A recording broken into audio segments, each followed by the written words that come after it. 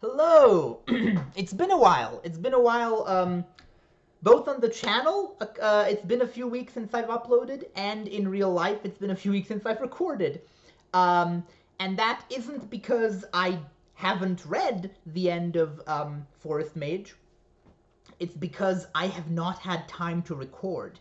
My life has been absurdly busy for several weeks, and it's going to continue being so, but I've sort of found ways to carve out a bit more time, I think. So hopefully I'll be able to get back on track. So, the ending of Forest Mage, the final section, is really, really good. This is definitely, I would say, my favorite section of the Soldier Sun trilogy so far in general. These last handful of chapters of Forest Mage. I do still have some, not necessarily outright criticisms, more just vague concerns, I guess, about how certain things are being portrayed. But that doesn't change the fact that this was really, really good and really well written. I should stop even saying that. That goes without saying at this point. So, what happens in this last part of Forest Mage? First of all, we have a major sort of step back for Navarre, which is that after all this time sort of moving towards his moving away from his Guernian self and closer to embracing his spec self, which I honestly thought at the end of the last section, I thought he would go willingly. I thought he was getting to the point where he would very, very quickly just step over that line and willingly, knowingly, fully embrace being a spec. Or one of the people, as it were. We still don't have like a proper name for the specs because they don't call themselves anything. They call themselves the people. But specs is like obviously a slur. So like, it's really difficult to talk about them. I feel bad every time I say specs, but I can't just say people because especially in spoken language, you can't hear the capitalization. So it's confusing. So I guess I'll keep saying specs, but I feel really bad about it. I just want that on the record, that I'm not very comfortable with the fact that this group of people does not have, like, a proper noun assigned to them other than a racial slur. And I don't, like, I'm not saying that's a fault of the writing, I'm saying that's, like, a problem for me as someone who has to talk out loud about them. But, thankfully it's not a real slur for a real group of people. But still, yikes. Anyway, I thought that Navarre was going to fully embrace his spec side and go over to the specs. And obviously at the end of the book he does. Spoilers for the section that I'm about to spoil anyway. But it takes him a bit longer than I thought. I thought the beginning of the climax was going to be him making that decision, and then him putting it into action was going to be what will end up sort of escalating the climax. But no. No, not at all. Instead, after his brief encounter with Olikia and her tribe, and him getting to know a bit more intimately what spec life is like, what spec culture is like, he rejects it. He, like, turns away from it completely and resolves to fully dedicate himself to fulfilling the ideals of his Guernian soldier son life. Which obviously was never... Whoops. Sorry, my phone fell. Which obviously was never going to work. Like, at no point during this did I even for a second believe that this book wasn't going to end the way that it did, and that's not a criticism. In this case, the predictable ending It's predictable because it's the necessary ending. You can't move this story forward until Navarre does what he does at the end here. So obviously that's what was going to happen. So, so it's not like I had suspense about whether he would embrace his spec side. Instead, the suspense for me came from how he would do it, what would ultimately push him to do it, and more concerningly, what the cost would be. Because what we've seen so far, what has been firmly established, is that when Navarre rejects whatever the magic wants from him, people die. Horrible things happen to those he loves. Devastation strikes the world around him.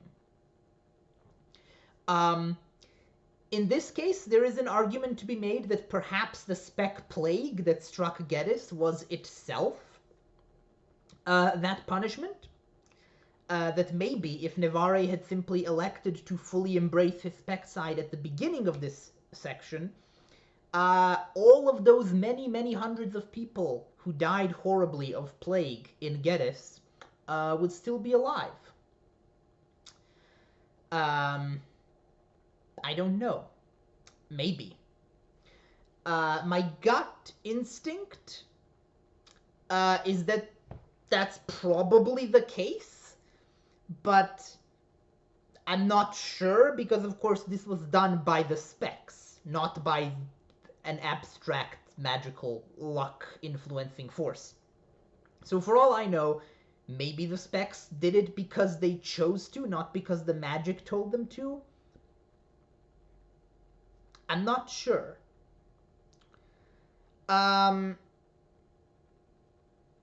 Anyway, the actual tragedy that sort of strikes here, aside from the spec plague, the thing that pushes Navarre towards doing what we all know he has to do, is of course him getting accused of murder. And then later on also of necrophilia with Carcina's body, which, boy, I was not ready for this story to get that dark. I knew bad things happen in this story, but I was not ready for trying to save a woman who hurt you as much as Carcina did. Like, Navarre overcoming his baser instincts and doing the right thing for, like, one of the people he has the most reason to hate in the world other than his father, and then being punished for it by being accused of having sex with that person's corpse. That's a lot. That's a lot for a climax. That's so much. And that's on top of also obviously being accused of the previous murder of the sex worker. That, by the way, was very deftly executed. I was really into the reveal that Buell Hitch had sort of betrayed Navarre in that way due to the influence of the magic, that he had killed the sex worker and planted evidence to specifically frame Navarre, that the influence of the magic was so strong that he committed murder and betrayed someone he considered, at least on some level, a friend, just because the magic told him to. And that really puts into perspective how futile Navarre's resistance is, I suppose. Of course, that's why the ending of this book was inevitable, because if the magic could make someone like Buell Hitch do something like that, yeah, it can definitely make Navarre do what it wants eventually. So yeah, I really like that whole reveal. The scene of Buell Hitch revealing what he'd done, and then Navarre grappling with how he now feels about Buell Hitch, and about himself, and about his situation, and about the magic and everything, and then deciding to let Buell Hitch have his posthumous reward by letting the Specs take his body and plant it. Uh, I I thought he was going to take his revenge on Buell Hitch by not allowing that to happen. Actually, I thought that was going to be like his petty vengeance. But I guess Navarre has grown as a person. He doesn't really do a lot of like the sort of like petty, impulsive, uh, sort of asshole things that he's been known to do throughout these two books. Because Navarre, especially in this book, has had like he lashes out at people. That's sort of some of the ways that he's used his magic in the past. Like he has these emotional outbursts. And I think he's learning to control that because of the consequences that he's seen. That now that he has power, he sees that his actions have much more severe consequences than he ever thought. And I think that sort of made him a better person, like made him actively choose to not hate, not be angry, not aim negative emotions at others. So Navarre's arc is very well executed here, and everything he does here, I totally buy it. Like, there's no part of this that feels untrue to who Navarre is as a person at this point. But that's enough about Navarre. Let's talk about the other star of this section of the book, which is Epinny, love of my life. Epinny was my favorite character in the first book, and she wasn't around a lot in the second book, and she showed up for like 3 scenes at the end, and that was enough for her to also be my favorite character in the second book. I cannot wait to see if that continues in the third book. I am, like, if you just ask me what am I most excited for in the third book, Epinny. I just want to see what happens with Epinny. I am obsessed with her. She's so good. She's such a good character. A couple of moments that just really stuck out to me. So first of all, we have confirmation of something that I actually thought before. I actually have here in this section, I have a note that I wrote before Epinny actually showed up on the page as a character. I wrote, Spink and Epinny, having had the plague multiple times, makes me wonder if they are also meant to become great ones. And then, as if in response to my question, we get the scene where Epinny goes to Lysana, Tree Woman, and Lysana explicitly confirms to Navarre and the reader, in so many words, that Epinny would have been a better Great One than Navarre. That, like, she simply was factually a better candidate, and the only reason it's Navarre and not her is because Lysana happened to encounter Navarre. Like, Navarre was in the wrong place at the wrong time at the beginning of Book 1, during his training with Dewara. And, like, if she had been able to pick and choose, she would have always chosen Epinny. And I love that. I love that reveal, because that's something I've suspected for a while. Ever since we heard about Epinny and Epinny and Spink getting the plague a second time and surviving, I kept waiting for the other shoe to drop. I kept waiting to hear that they'd also started mysteriously gaining weight and becoming larger. And it never happened. And I'm not saying it won't happen. I still think that maybe now, after what's happened here, Epinny might be on the way to becoming a Great One herself, which could be interesting. But now I know why it hasn't happened so far, and it's because the magic already has Navarre, and it was sort of putting all of its energy into Navarre, I guess. Which was maybe a bad choice in retrospect. I am wondering. I mean, I'm sure that by the end of the third book, it'll turn out that Navarre will be in the right place at the right time to do something incredibly important. But as of right now, as of the end of the second book, Nevarre has decided to fully commit to siding with the Specs against the Gernians and stopping them. And there's still not even the barest hint of an idea as to how he might do that. Like, we don't have any idea what it is about Nevarre that could possibly put him in a position to influence this situation at all. Like, back in book 1, yes, I thought that the whole point was that Nevarre was going to rise through the ranks of Gernian society until he was perfectly placed to do something. But the magic actively prevented that. Like, the magic stopped him from becoming powerful and influential within Gernia in a way that, like, would have put him in a position to actually do something. So now I have no idea what he's supposed to do. Anyway, I was talking about a penny. I've gotten off track. So, a penny. A quote that I really liked here. There's a moment where... So, oh, by the way, a penny is pregnant.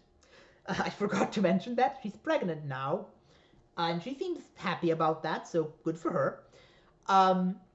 But Nevarre is sort of awkward about it. Like, he refers to her condition and he doesn't want to say the word pregnant, and she immediately calls him out on it, as is her wont, as is her style. She immediately calls him out, and he says that, like, oh, well, I was worried that, like, saying the word might be rude.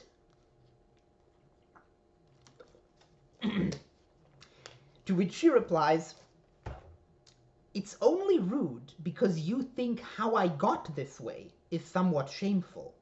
Well-bred women shouldn't be pregnant. Isn't that true? That's a really good insight, actually. I really like that insight. Basically, it's not like it's actually a fairly advanced engagement with feminist theory for a book that isn't explicitly about that generally. What she's actually pointing out here is that in a patriarchal society, women are in a double bind. They are expected to have sex in order to reproduce. They are expected to be mothers. They are expected to be fertile, to produce many children for their husbands. But they are also expected to be pure and chaste and to not have sex. Which is like a paradox. It creates a problem, which we see here. Like, Nevarre doesn't think that Epine did anything wrong because she's married and she's having a child the quote-unquote proper way in this society by getting married and then having a child with her husband, but he still thinks it would be rude to remind her of the fact that she's had sex, because the fact that she's had sex is like something that reduces her value as a person, and he still has these sort of ingrained ideas. And he actually says, you make me think about how I think about things, Epine. You're one of the few people who can make me do that. I like that. I like their relationship, where Epine constantly calls Nevarre out, and unlike in the first book, where he sort of dismissed her usually, by now he's both matured enough and gained enough respect for her that whenever she does that, it genuinely changes him as a person. Like, he realizes immediately why she's right and he's wrong. So I really like that. The other thing that I love about Epine in this section. So, throughout these two books, I've had this sort of nagging concern in the back of my head, which was that it felt like this book was maybe going to, like, do a both sides are wrong argument about colonialism. And that still might happen in the third book, but I don't necessarily fear it as much as I used to because of what I'm about to talk about. Basically, my concern was that the like message of the book was gonna be that Nevarre is stuck between a rock and a hard place, that there's no right choice for him to make because on the one hand, he would have to betray the Gernians, and on the other, he would have to betray the Specs, and oh, there's actually no correct answer here, and either he was gonna find some way just to help both, or he was gonna, like, be torn apart by the indecision. And while that makes sense from a character perspective, it wouldn't be an unrealistic outcome. Like, totally, for Nivare as a character, that being an internal conflict for him makes total sense. But I was worried that maybe the book was agreeing with him. That, like, maybe the book, that maybe Hobb, in her authorial voice, also thought that there was no right answer here. When, in my opinion, obviously the right answer is to side with the people who are being violently conquered and colonized over the colonizers who aren't even doing it for survival. Like, they're doing it just for profit and for expansion because they want their country to rule the world. There isn't a moral quandary here. There's a very strong personal quandary. If I was in Nivare's position, I'm not saying I would make that morally correct choice. I probably wouldn't. I'm a coward. I wouldn't. I very well might not do the right thing. But I do think it's clear what the right thing is. And I was worried that Hobb might not agree with me on that. But now I'm no longer worried, because Epini has pretty consistently, I think, been a sort of, not self-insert character, but like a character who I think we're largely meant to just agree with. Like, I think everything Epini says or does is largely meant to be pretty admirable and good. I don't think she's a character who so far has been depicted as having any serious flaws. And this isn't a criticism. I think it's perfectly fine to have a character like that. It would be boring if she was the protagonist, but it makes sense as like as a supporting character. And here, she finds out from Nivare the thing that he's known for a while now, the nature of the trees and what the Gernians are doing and how it's harming the Specs, and the fact that the Gernians know but aren't willing to change their ways anyway. Like, he tells her all of this stuff that has been torturing him and tearing him apart for many chapters. Like, this stuff that is the source of this great internal conflict within him, where he doesn't know what the right thing to do is. He tells her, and then she just says, oh, I mean, I guess we'll obviously have to stop the Gernians. And he says, Epini, what can you possibly do to stop them? I was thinking explosives, she replied brightly. If Epini hadn't been my favorite character, that would have made her my favorite character. Like, after 2 books of Nivare being like torturing himself with like, oh, what is the right thing to do? How can I possibly do this when I'm torn between these 2 options? And then he just then Epini is presented with the same situation, and she just like grins and goes, time for eco-terrorism! Let's go! And then she does it! That's the thing, like, it's not even a joke. She does it! Like, within days, within a couple of days, she's stolen the explosives, planted them at the end of the road, and done the thing. She's, like,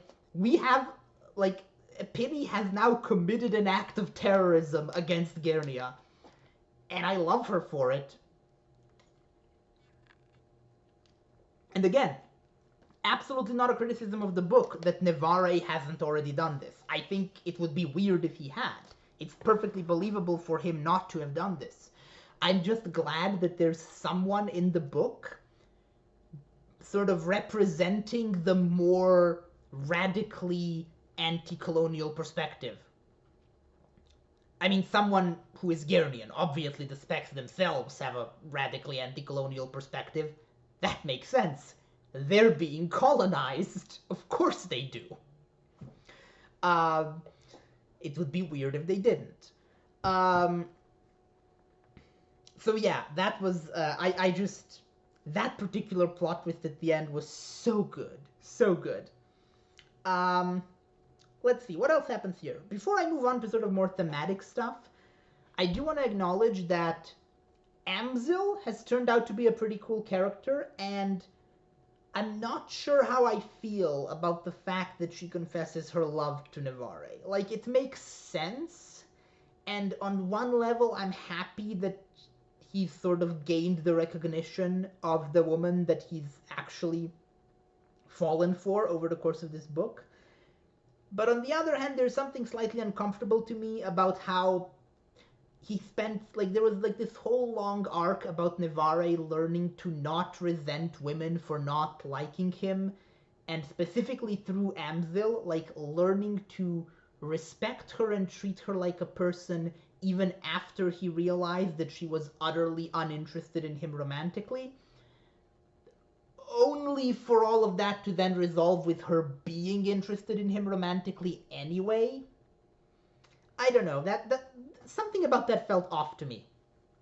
But overwhelmingly, I'm still happy for both of them. It was a cute scene, and I like both characters.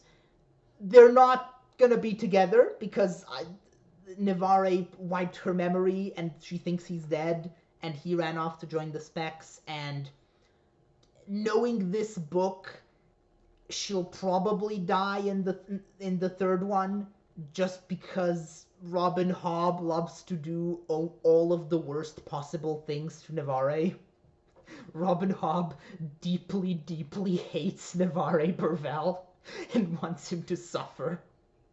So I'm sure, like, there is no way this whole thing ends with like a happily ever after for Amzil and Navarre, where they raise Amzil's 3 kids together on a farm. But I would like it if it did. Like, I can admit that that is an ending that I would find that a very nice way for this to end, even though it won't and probably wouldn't be very thematically fitting anyway. Um. Anyway, uh, so that was like a weird moment that I had some thoughts on. Another one is, speaking of love, Spink. Uh, Spink repeatedly reinforces just how much he loves Apinny here and how good their relationship is, because Navarre, even though he knows Spink and Apinny, and even though he's grown as a person and has like and respects Apinny more and all of that, he still views her as essentially like this rambunctious kid who needs to be corralled and leashed in. And so when he sees Spink for the first time after she says she's gonna go do terrorism, um, he's like, "Oh my God, you have to stop Apinny. She's gonna blow up the road." And Spink is like, "Yeah, I know. She told me. I'm her husband. I'm helping her. Of course she told me. What are you talking about?" And Navarre is just so shocked by that. He's like, "What? What's what? It's not just a penny? Like, a man agrees with her?" It's like Navarre still has a lot of his like internalized like misogynistic ideas to work through, but he's getting there. He's getting there. I respect him. He's getting there. Um, let's see, and some more interesting details that happen here. Yeah, Navarre in his dreams hears himself being referred to as Never, which I thought was just like a running joke for Hitch Buell, like that he was constantly calling him by the wrong name. But now I'm thinking there's more meaning to that, because obviously Never is also just a word. So now I'm wondering if by the end of the third book I will understand why there's this thing where Navarre gets called Never, not just by Buell Hitch, but also in his dreams by other characters in like the dream world. I don't know. Um, Let's see. What else? What else? What else? Oh yeah, there's these two interesting lines to me. So, at one point, Nevare is sort of bemoaning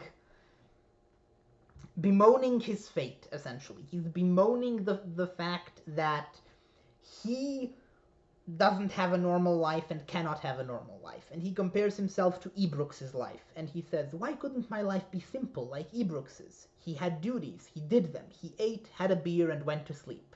Why couldn't I have that life? I knew the answer. Because I didn't. That's essentially Nevare basically sort of admitting to himself that it doesn't really pay off to ask why. Life just can't work out that way. Like, the universe or the magic or whatever has decided that that is not the life for Nevare, and that is set in stone, and no matter what he does, he can't have that life, and he should stop trying to have that life. Obviously, at this point, he still hasn't fully given up on that life, but it's an interesting line, because I thought, when I read that, I thought, oh, that sounds like, it's probably like spec philosophy. Like, it sounds like something the specs would say. Like, surely, because the specs are so tied up with the magic, and they treat the magic as this inevitable thing, they might say something like that. Why couldn't you have that life? What do you mean, why not? You don't. That's why. But then he talks to Olikia, and he says something about stopping the Gernians being impossible. He says like, oh, like something like, oh, that would be a great future, but that's a future that cannot be. Like, it cannot be. It's fixed that, like, the Gernians will win, no matter what we do. To which Olikia laughs and says, any future can be. If it were not so, if it were fixed, it would be a past. You say a foolish thing. How can a future be impossible? Do you hold the gods' powers in your hands? And that, coming so close after Nevare's like, why do I not have that life? Oh, because I don't. That really struck me as interesting. Because the specs are the ones who constantly talk about certain things being inevitable. They talk about, you know, oh, the magic has decided that you will help us, and you will turn back the Guardians, so you will. Like, that will happen. But here we have one of those same specs, a woman who very much has expressed similar ideas in the past about the inevitability of Nevare doing what the magic wants, saying essentially, no, nothing is inevitable. We can, like, the future is an open field. Anything can happen. And that's really interesting to me. My first thought when I read that was, oh, this is like a contradiction. Like, there's, like, maybe Robin Hobb didn't really think this through. But the more I think about it, the more I feel like there's something there. Like, there's something that explains that particular strangeness. And I can't quite put my finger on it. There's something about the idea of knowing, of like being confident in a certain future while also believing that no future can be known or fixed or predicted for certainty. It makes me wonder if there might be a linguistic difference. It makes me wonder if when the specs say that something will happen, are they actually saying that they believe that it will happen? Or are they saying that it's what they want to happen, and they're like basically manifesting the world they want by saying it, by like stating it as a future. Is that why Olikia responds so poorly, like immediately like shuts down Navare when he says that it's inevitable for the Gyrnians to win? Because maybe on some level she thinks, oh, if he says that's what will happen, then that will make that future fixed? Maybe? I'm grasping at straws here. I'm trying to explain this seeming contradiction between the Spec's philosophy of simply accepting whatever the magic says will happen as something that is inevitable, versus also them apparently seeing the very concept of thinking the future is fixed as like absurd. Because it's not just that she disagrees with him on that, she sees it as like a contradiction in terms. Like the very idea of saying that something will absolutely happen this way and no other way, to her feels like a paradox. It feels like not an oxymoron. Like she says, if it were fixed, it would be the past, not the future. I don't know.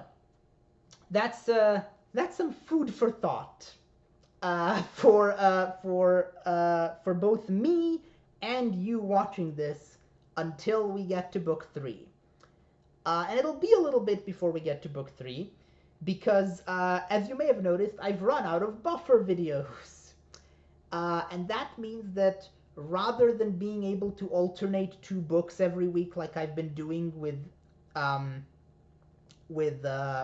this and Harrow the Ninth, I will now have to go back to doing 1 book at a time. And since this is the book I just finished reading, the next book I'm reading is going to be Nona the Ninth, the 3rd Locked Tomb book. So there will be probably 5 videos of Nona the Ninth if it's structured anything like Gideon and Harrow. And then after that, we'll probably get back to the 3rd book of Soldier Sun. I don't know if I'll be able to maintain a weekly schedule, because again, I'm super busy and also I'm out of buffer. So we'll see. I'm hoping it'll work out. It might not. There might be more gaps. But hopefully it works out. Anyway, those were, let me just see if there's something else I wanted to say. This video is already quite long. Oh, right, I didn't talk about one of my concerns, actually, and I do want to talk about that. So, within the context, obviously, the whole Gyrnian versus Plainspeople versus Specs situation is heavily drawing from the colonization of America. Like, it's very obvious that there's, like, parallels drawn here to westward expansion and the Native American genocide. And that's fine, but the problem is the Spec Plague. So, within the specific context of a narrative of colonization, especially one explicitly based on the colonization of America, the idea of one side being exposed to and dying from diseases from the other side has a really specific history, and it's not the colonizers being exposed by the colonized, it's the other way around in the real world. And there's 2 possible readings to me of the Spec Plague. You can read it as sort of a metaphorical / allegorical thing about how this is not the Gyrnians' land, this is the Spec's land, and so the very land itself, like nature itself, is rejecting the Gyrnians and punishing them for encroaching on this land. And that's not an invalid reading, but it also feels like we're like presenting this very Native American coded people doing to the European coded people what historically Europeans have done to Native Americans. Um, Namely purposefully like infecting them with deadly diseases. And I that's part of the reason why I was worried this was going to like a both sides are equally bad direction. I no longer think that's where the book is going, but that particular element, like the plague element, still makes me a bit uncomfortable. Like it feels like a just a weird thing to include and then switch the sides. Just based on the historical precedent. Like that's just not that's the opposite of what happens with colonialism. It's the colonizer doing stuff like that to the people they're trying to wipe out. Not It's not a defensive move by the colonized. So just saying that that particular sort of plot element that's really central to all three of these books all two of these books so far makes me a bit uncomfortable, even though I don't think it's intended that way. Anyway, that's the end of that weird side rant. Um, See you all hopefully soon-ish, next week, maybe, with the first part of Nona the Ninth. Uh, See you all then. Bye.